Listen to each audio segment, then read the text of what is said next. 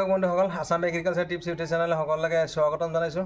কৃষক বন্ধুসকল বহুদিন বিৰতিৰ পিছত মই আজি এটা সৰু ভিডিঅ' লৈ আপোনালোকৰ ওচৰত আহিলোঁ। আজিৰ ভিডিঅ'টো হ'ল যে আপোনালোকে যেতিয়া অমিতা খেতি কৰিব তাৰ আগতে আপোনালোকে অমিতা পুলি কেনেকৈ প্ৰস্তুত কৰিব, অমিতাৰ নাৰ্চাৰী কেনেকৈ আপোনালোকে প্ৰস্তুত কৰিব, সেই সন্দৰ্ভত আজিৰ প্ৰাথমিক ভিডিঅ'। কৃষক বন্ধুসকল প্ৰথমতে আপোনালোকে নাৰ্চাৰী কৰোঁতে বা পুলি প্ৰস্তুত কৰোঁতে বা অমিতাৰ পুলি প্ৰস্তুত কৰোঁতে আপোনালোকে প্ৰথমতে গোবৰ ল'ব লাগিব, পুৰণা গোবৰ সাৰ আৰু নহ'লে ভাৰ্মি কম্পষ্ট বা যাক আমি কেঁচু সাৰ বুলি কওঁ।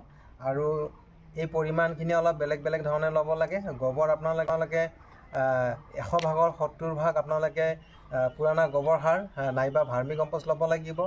আৰু আপোনালোকে 20% আপোনালোকে ল'ব লাগিব ক'লা মাটি আৰু শুকান মাটি। ক'লা মাটিটো শুকান হ'ব লাগিব, শুকান কৰি ল'ব লাগিব।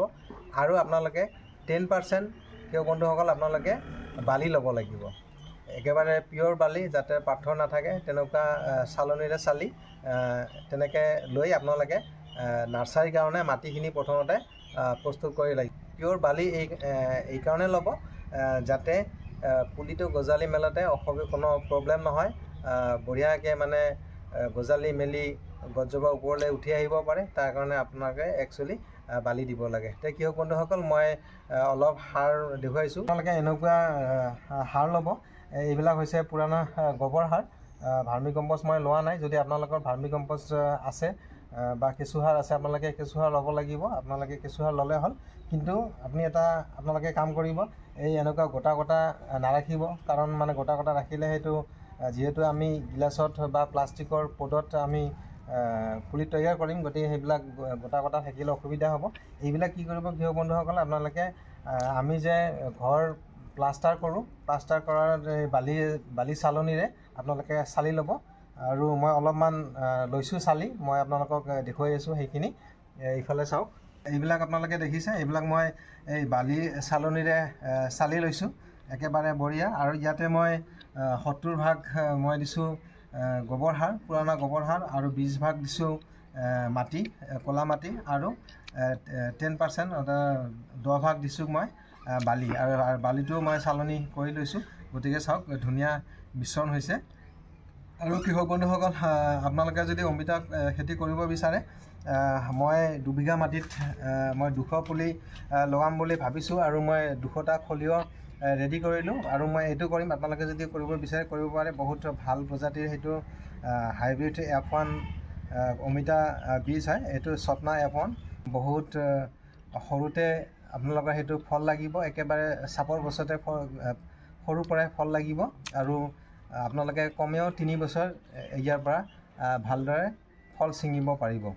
ভাল প্ৰজাতিৰ হয়। আৰু ইয়াতে এটা পেকেটত 50টা গুটি থাকে, বীজ থাকে। আৰু দাম আপোনালোকৰ পৰা 300 টকা ল'ব। কিন্তু ইয়াতে MRP বহুত লিখা আছে, MRPটো 396 লিখা আছে। গতিকে আপোনালোকৰ দোকানী ইমান নলয়, বিচাৰিব পাৰে, কিন্তু আপোনালোকে 300 টকাত পাই যাব। কৃষক বন্ধুসকল প্ৰথম কথা হ'ল যে আপোনালোকে অমিতা খেতি এনেকুৱা এটা খেতি য'ত বেছি আপোনালোকে কম খৰচত আপোনালোকে অধিক উৎপাদন পাব পাৰে। আৰু কৃষক বন্ধুসকল অমিতা খেতি সদায় আপোনালোকে কিন্তু ওখ মাটিত কৰিব লাগিব, পানী জমা নোহোৱা মাটিত বাছনি কৰিব লাগিব অমিতা খেতিৰ কাৰণে। তেতিয়াহে আপোনালোকে হয়তো ভাল এটা ফলন পাব পাৰে। আৰু পানী জমা হোৱা মাটি হ'লে কিন্তু পানী জমা হ'লে গছ মৰি যাব, কাৰণ অমিতা গছে বেছি পানী সহ্য কৰিব নোৱাৰে। গতিকে আপোনালোকে ওখ মাটিত বালিচহীয়া মাটিত আপোনালোকে অমিতা খেতি কৰিব পাৰে। আপোনালোকে আৰু দেখিছে এইবিলাক গিলাচ, এইবিলাক আমি যে সাধাৰণতে ঘৰত কিবা প্ৰগ্ৰাম হ'লে আমি পানী খাওঁ, বা বিয়া ঘৰত বা কিবা তেনেকুৱা অনুষ্ঠানত পানী খাওঁ, এইবিলাক গিলাচ মই লৈছোঁ। এইবিলাকত মই পুলি প্ৰস্তুত কৰিম। আৰু এটা বস্তু কৃষক বন্ধুসকল মই আপোনালোকক দেখুৱাই দিছোঁ, আপোনালোকে যদি এইবিলাক গিলাচত পুলি তৈয়াৰ কৰিব বিচাৰে বা নাৰ্চাৰী তৈয়াৰ কৰিব বিচাৰে, আপোনালোকে কিন্তু তলফালেদি ফুটা কৰি ল'ব লাগিব। কাৰণ আপুনি ইয়াতে যিহেতু পিছত পানী দিব, গতিকে পানীখিনি অতিৰিক্ত পানীখিনি যাতে তলফালে সৰকি পৰিব পাৰে।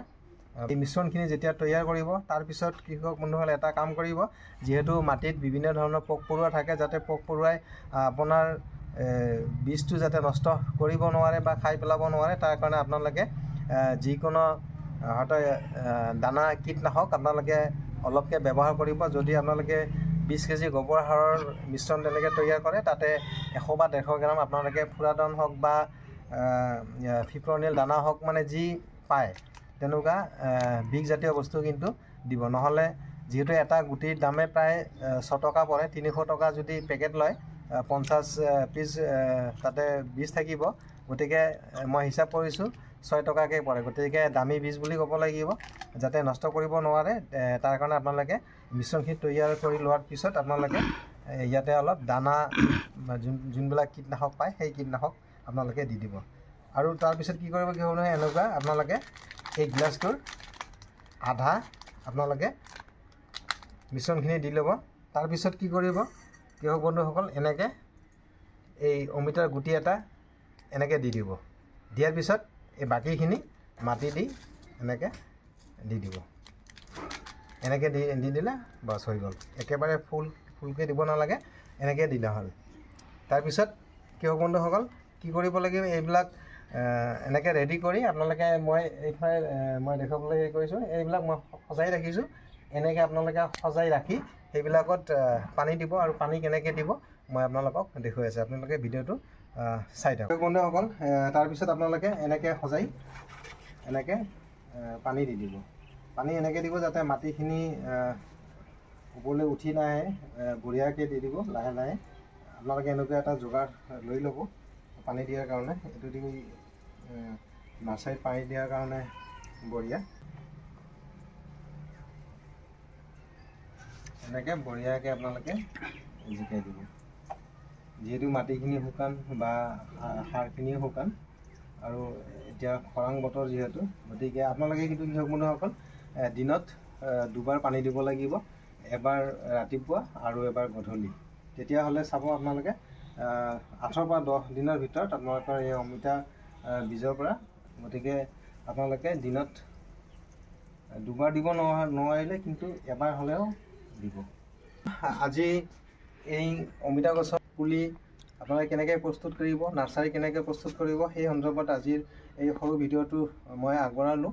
পৰৱৰ্তী সময়ত বিতং তথ্য আপোনালোকক দিম। হয়তো মই কেনেকৈ ৰোপণ কৰিম, কি সাৰ প্ৰয়োগ কৰিম অমিতা গছৰ গুৰিত, বা কেনেকৈ বেমাৰ আজাৰৰ পৰা মই গছজোপাক ৰক্ষা কৰিম, সেই সন্দৰ্ভত বিভিন্ন ভিডিঅ' মই লৈ আহিম। আশা কৰোঁ ভিডিঅ'টো আপোনালোকে ভাল পাইছে বা আপোনালোকৰ কামত আহিব, আৰু পৰৱৰ্তী ভিডিঅ'বিলাক যাতে চাব পাৰে তাৰ কাৰণে মোৰ চেনেলটো আপোনালোকে ছাবস্ক্ৰাইব কৰি ৰাখিব, আৰু ভিডিঅ'টো লাইক এটা নিশ্চয় কৰিব। কৃষক বন্ধুসকল আজিলৈ ভিডিঅ'টো ইমানে, ধন্যবাদ।